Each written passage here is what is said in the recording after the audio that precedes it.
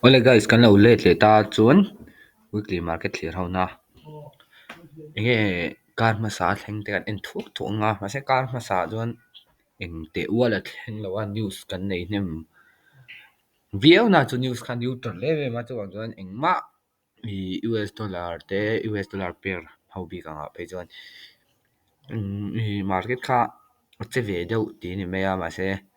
market in a kal tu zo eng ma min na mu lawa. Chuan chu technical in en le ngal phuti lai nge technical in pek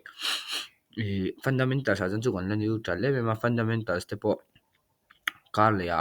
ka tum kar ang chu enge news om tur te po kan en le nga ma se tuna chuan ma sa berin technical sa ena DXY in bul kan chan leng mo DXY hi nge kan ti zon kan soi non lenga US dollar index anta US dollar index chuan pair chi sang ni in te ka soyang ram sang sang currency le khami atam lu tuk mo ram sang sang currency le await le dollar in khai kin na kha anita US dollar index chu chumi wang chuan US economy strong lo em ram dang ne na te khinin enge US economy ti thlir na pakhat ber ani hemi hi poimo em ma chu kan lo en tran nga langa kan mu tong hian weekly a hian ma mi ang tho kan ma sa mi ang tho kan la ni eng ma move mu mal kan la nei dawa weekly ta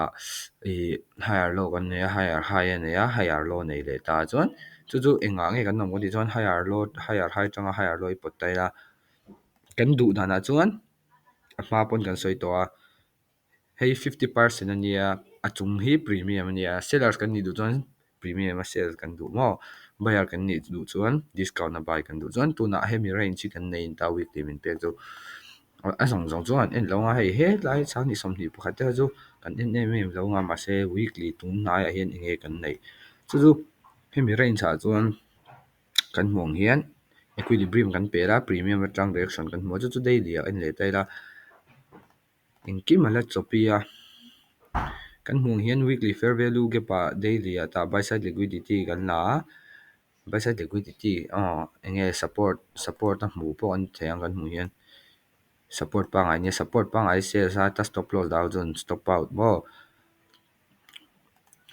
chung te mai chu nia chun kan hmung hian daily a po 50 lo close e tai la kan hmu han premium a touch to ti kan se thau ta daily a po kan hmu hian range chunga lawm ani a high le low hi la tai la kan hmuang hian range chunga la chopi em a engma price in ti mu mal nei lo lo hei chu bang chuan lower time frame a pawh kal du lo chan chu daily in direction a la ti chiang lawa kan soya ka soi ma saka kha chuan 4 hour hi lo an tai la ta 4 hour karma sa video kha chuan kan hmuang hian karma sa video kha chuan 4 hour bearish structure shift kan nei a omje chu price kha chu kan be sei ta chuan bearish structure shift kan nei a chumi zoi nge kan nei kan di chuan demand kan nei a karma sa ka be sei an forecast chuan kan soya kha chuan price in han ta changa a chukanga bearish flow a chhun zom kan ringa price chuan kan supply chu han touch ta renga ma se kan hmung hian sellers an tam tok lo ni kan hmung hian kan demand chu han ta cha reaction pawh kan hmu nge ya ma se hei hemi low hi kan la break zo lo kan hmu hian hemi low hi kan la break zo lo omje chu ta hian strong buyers an lawma chu tiang point a chung lama bawk a low kan break zo la chung lama kan chho lo na a chung lama engma tak tak kan break zo chuang lo kan hmu hian sellers le buyers ka kan line ne tok viau ni chu wang chuan enge DXY hian khoilam nge pan don ti ha engma soi lok thei sila tuna chuan complete train cha top kan lawma hei fake out chete ron fake out le a chuan direction bu mal tak a nei ma chu 4 hour ai hnuai phei chu intinan trade du tan te chuan 1 hour a te pawh support ta ti han consolidation trade an dua support ta bai khating in du te khuan mo ma se engma soi se la ma se direction clear direction a nei lo trend tom lo a chuwang chuan tiang hi chuan in stay out of the market kha poimo ber nge trade kan lan do to ko ti chuan for example fake out dang kan hmu hian ta week ang hi fake out dang oma price ron lu te nga ni chuan buy scenario te pawh kan inang ani lawa strong structure break mo candle close nge kan hmu chuan pullback a sell kan inang chu zong chu ni mai chu ta kan lo in rin chu ni chu ting che chon chung lama pawh ni chung lama pawh fake out kan hmu a big week dang kan hmu a week dang kan hmu a I sales theihna tur pek chuan kan sell anga ani lawa heta chunga candle close bullish strong bullish candle close kan hmu chuan buy kan enang ani lo chuan tunah chuan nge kan tih thei kan ti chuan hma ani mai hma hei takin ya trading ah chuan pawimawh na trade tur kan hmu la trade ke pawh kan hmasa voi hnih ka loss a chuan voi khat winners kan nei a consolidation hi chu nga ngai mo do thei hi ngai ve thin do a chuan chuan kha dxy chu ni mai ta enge lo thleng tur kan enanga chuan euro usd a lut le hana soi zung zung dong ti ha mai chu euro usd pawh adang lam big vak lawa daily en le taila daily ah chuan ta pawh sell side liquidity kan la a kan hmong hian equilibrium hnuaiah discount dah kan rawn thleng tawh chuan buy scenario kha en thei tawh ta ni dxy ang chen buy scenario en thei tawh ti ma se kan hmong hian price hi consolidate na sal tua engmah confirmation lawm lo mo hei kan hmong hian price hi consolidation a chho lo chuan ta pawh big bullish candle kan hmu enge dawh le kan hmu consolidation candle tho kan hmu le a adek anek sai kan hmu le bearish candle chuan engmah clear indication a lawm lo chu tiang bawk chuan euro usd le dxy big chu basic danin ta candle close kan nei a mo pullback entry chu ni mai kan hna thei ani lo le ta breakout ta hindi chu breakout tak trade phei chu a hlawma chuan chuan candle close nga kila pullback ngak leila do theila mo sales don ni pon chuan enge nge kan la nei ti ha soi ve le zoi la kan hmu hian daily atanga analyze thei daily ah hian kan hmu hian then some sort of parallel gap mo imbalance kha kan la nei ta price and imbalance hi feel du khawa kan hmu hian te pawh big bullish kan nei a push a kan push a push le mai imbalance a full khar ton a ron feel lo sellers in nei a ron feel le a chu pawh heta big bullish candle mo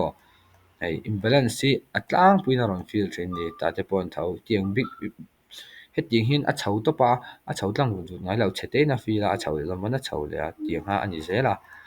chumi wan zon imbalance hi kan ngai pawimawh se imbalance ngai pawimawh tur lo awma price hi a rawn thleng kher angem hem balance a hian kan hre lo ta ni chu wang chuan ei trade euro a big tak phei chuan lak tur pahnih khat vel awm ve mai thei a karmasa kan hmong hian ta liquidity rate kan nei a liquidity rate hi pawimawh tu mo liquidity rate kan nei a structure ei ta liquidity rate kan nei a chuan structure tung zawn kan break a 4 hour ah chuan trade kan lak duh chuan khating ani chuan nge kan lak thei tur demand ah mo long kan la thei ma se long kan la thei kan ti ta long lo la taila structure chungah kan break lo kha khani consolidation phase trade a that lo na trending phase chu ni se tian liquidity rate kan nei a mo support point thei midang demand bo an thei kha ho break a tiang structure break kan nei chuan a high break chan si atam zo a chuan ani nge hemi high chu ma se tuna engma a break lawa kan hmu hian reaction chu kan hmu tak mek mai scalp na ta tur chu ma se trend ta awm lawa chuan kan la ngah hram ngai ni euro usd te kan chuan gold thi chu hran nia gold hi karmasa han ke pawh gold thi min ti buai ti re ta i structure break kan nei a gold ta pawh structure kan break che enge trade kan nei kan ti chuan nge straight kan nei kan ti chuan ta imbalance kan nei a imbalance kan feel a first imbalance kan feel ta ni first imbalance kan feel a chuan short kala ke pawh ta tlai hian lower time frame a entry kha hei kan lower time frame entry na hemi a zawk hian ni hi hemi lower time frame entry kan nei na kha in ta 1 hour ah structure shift kan nei a chuan kan hmong hian hemi low kan target a break zo lo a break even le a trade khamo profit kan la box ta si lo a kha break even ni chuan a dang ka loss a pakhat profit ni trade bai thung nge bai li ka chiang chi lo en le lo chu chun ta kan hmu hian hei pawh a consolidate kan hmu hian hai zong zong aron la market a clear ma trade that lo zenia a clear lo in ge bo hei ta khi ka len sung thei lo na mo kar khat top trade nei lo te thei te hi nga ya chan chu ke ma ni clear direction pek lo chon ta po hei demand a ron touch to a first trade kan la chuan low kan touch lo ma se a id pin thursday news a ron touch a in fp in chuan heta sell side liquidity kan la chuan chunglama breakout kan nei ta chuan gold big tak chu tuna hi chuan bullish scenario kan en thei to ta hmuang hian chan chu sell side liquidity kan la chu baka heta sell side liquidity kan lak zo hemi high na hold kan be seina hold tlawa chu ngama structure break clear structure break kan ne chu nei kan nei kan ti chung gold ta chuan gold thi tuna chung karle kan en tur ania ma ka tiang thoin ka bai don ta ni khoi ka bai du mo equilibrium i ma se hei hi avaya ni lo ta kan soilo nga avaya ni lo ta khong e trending market a chuan equilibrium sai kan soilo ang trending market a chuan a push ta ni equilibrium touch chi te pon aron hau ta chu strong trend market ta ta trend kha a chak nge chak lo ti te po kan sia thiam mai chu market kan en hne mangai kan thil trade a zeren boka stock a de chuan stock trader tan chuan discount pu parong kal lawang mo ma se forex te tiang commodities trade dan chuan a manipulate na sa mo arong kal dip thailu to ni he da te among don ate rong kala chhole thin ta ma se kha kha chu kan thil trade kan share chen anga ya chuan gold big a poyan kan hung hian enge I heta po hian hetlai 50% equilibrium zone a po hian kan hmu thei dan tur chu fair value gap ter te kan nei ta ni ma se hemi ai chuan hemi kan discount chung mi hian kan interest zok ta ke interest zok ta chu price monday a nge tuesday nge thlen dong ka hrelo ron chuk se henga hian hemi atang hian engtin nge react mo ta ron chuk anga nge reaction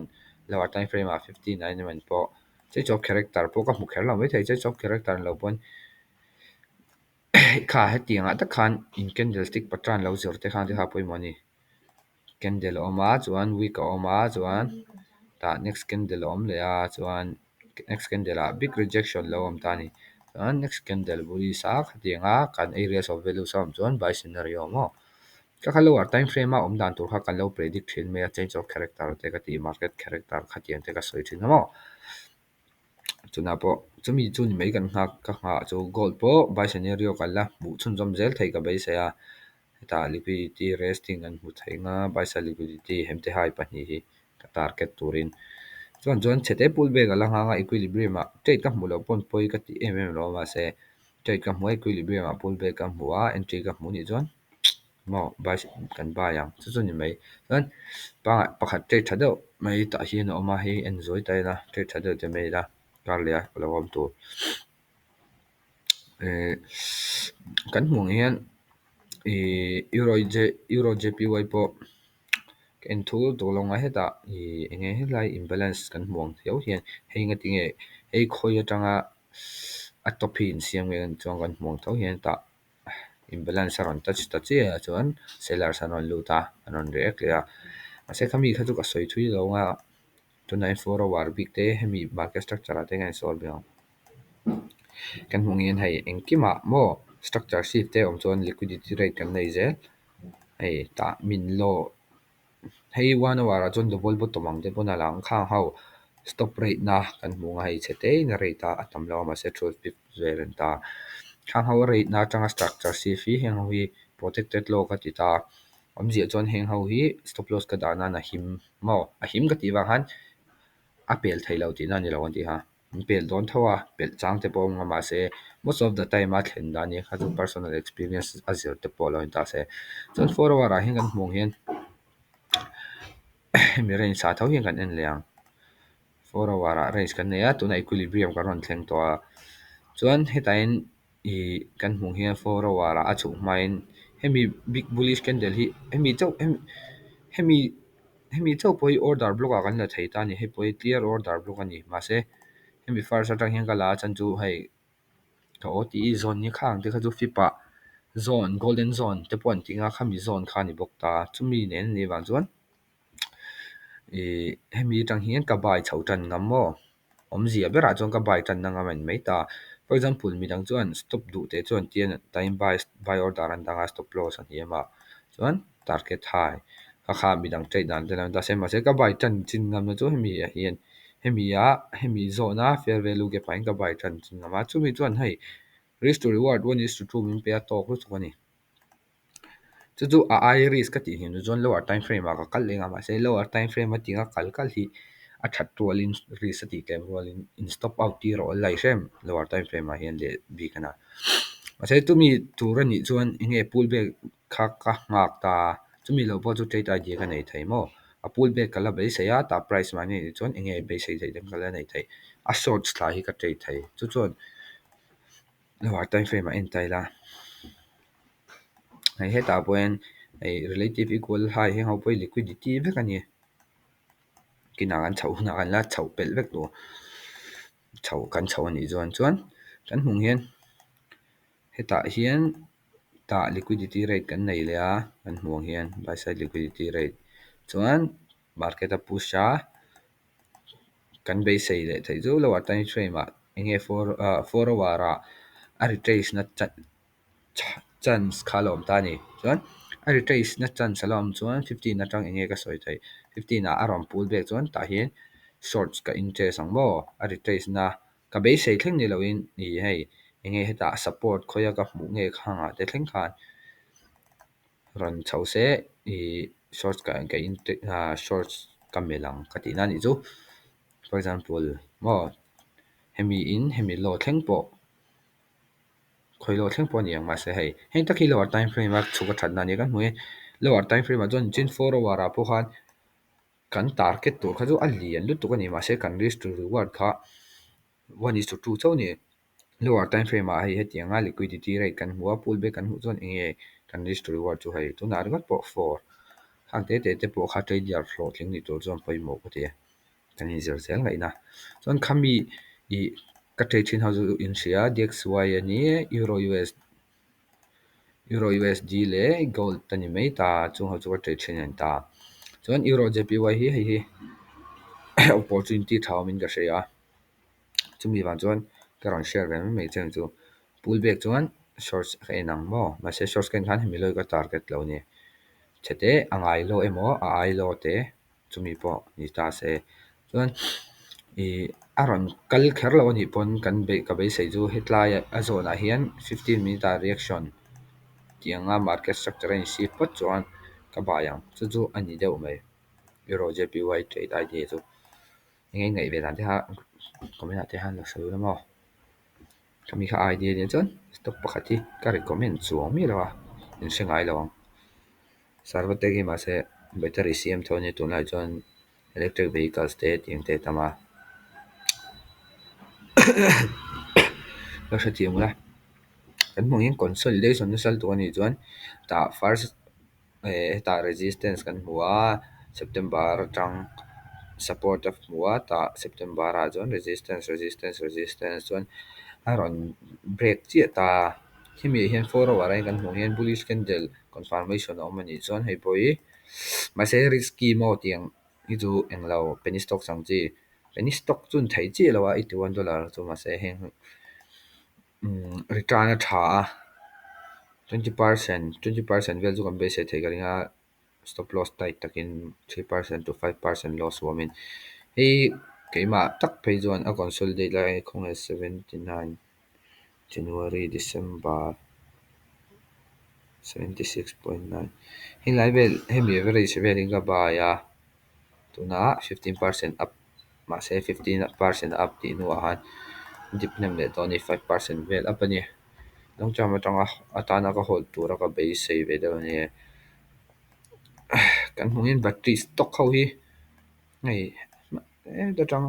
aron push chona gain nem to lu do ani gain thua chuan mo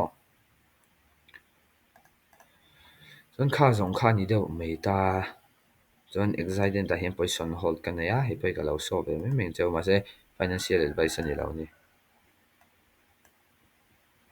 ka khani mai hei pawh hi ka stop loss ka eng lo to a tiang ka right thiam maw eng thleng nge thlen dawn chu ka hrelo a zawng kha ni ang tha ve ku.